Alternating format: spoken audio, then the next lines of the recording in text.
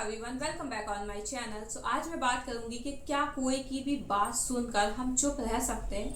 मतलब अक्सर यही कहा जाता है ना कि यार जिसने जो कहा कहने दो, आप चुप रहो, आप शांत रहो। बट क्या ये एक्चुअल में पॉसिबल होता है? मतलब ऑन द स्पॉट तो शायद हम शांत रह लेते हैं, मतलब ठीक है किसी ने कुछ कह दिया, उस टाइम तो हमने कुछ नहीं कहा, बट जैसे ही हम अपने घर लौटते हैं या जैसे ही हम फ्री होते हैं तो वो बात हमारे दिमाग में फिर से रोटेट करने लगती है।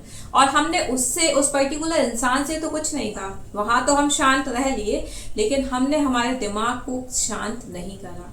उस बात को हमने इतना ओवरलोडेड कर लिया कि अब हमारा दिमाग शांत है ही नहीं है।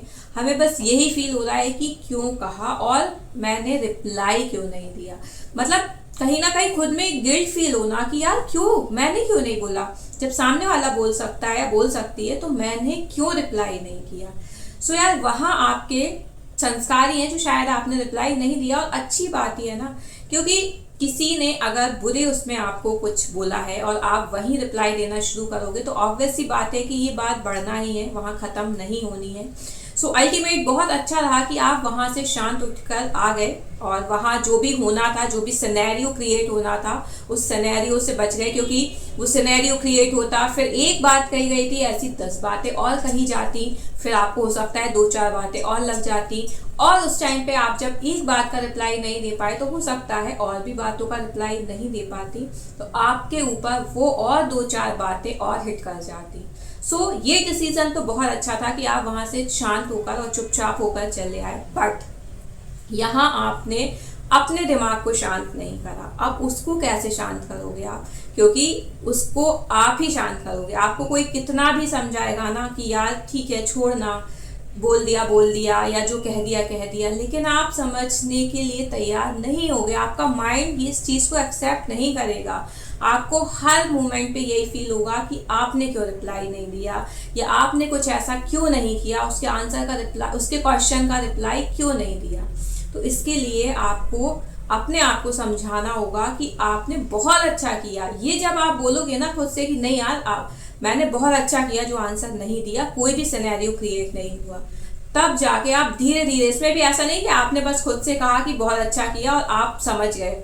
इतना इजी नहीं होता ना, अपने आप को समझाना भी उतना इजी नहीं होता। हमें लगता है कि सामने वाला हमारी बात नहीं समझ रहा है, कोई बात बोलो तो इसे समझ में ही नहीं आती है, बट इस चीज को भी रियलाइज करना जरूरी है कि हम अपने आप को भी इतना इजीली नहीं समझा पाते। कोई भी बात को समझाने के लिए बहुत टाइम लगता है कि नहीं यार ठीक है।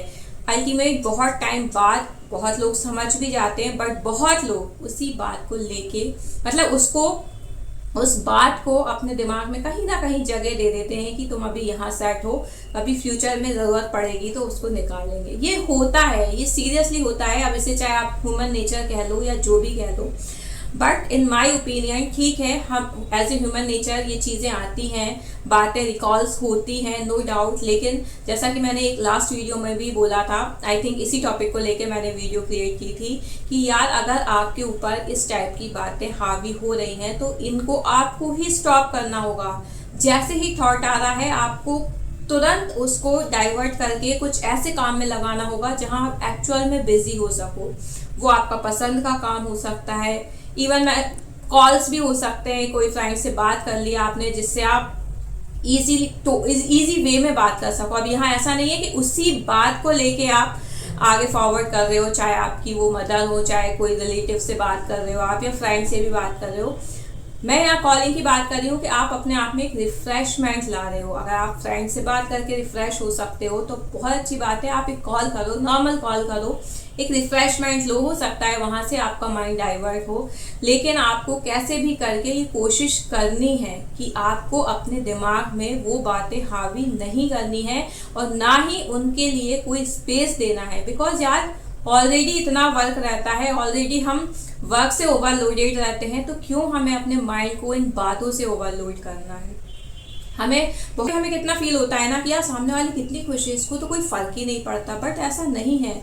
यहाँ मैं फिर से वही रिपीट करूंगी कि सबका अपना नजरिया होता है, सबका अपना टैकल करने का एक जरिया होता है कि वो किस बात को किस तरीके से टैकल कर रहे हैं। जो इजीली टैकल कर लेता है, जो इजीली इग्नोर कर देता है, वो मस्त जीते हैं।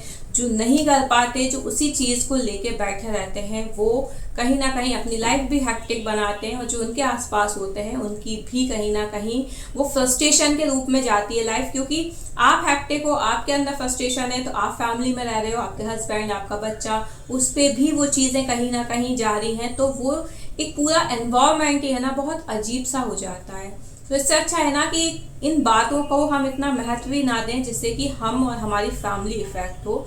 जस्ट इग्नोर मारें और अगर बार बार थॉट्स आ रहे हैं तो स्टॉप करके अपना दिमाग कहीं ना कहीं डाइवर्ट करें। So I hope you like my video. If you like, please share and subscribe the channel for more. Thank you.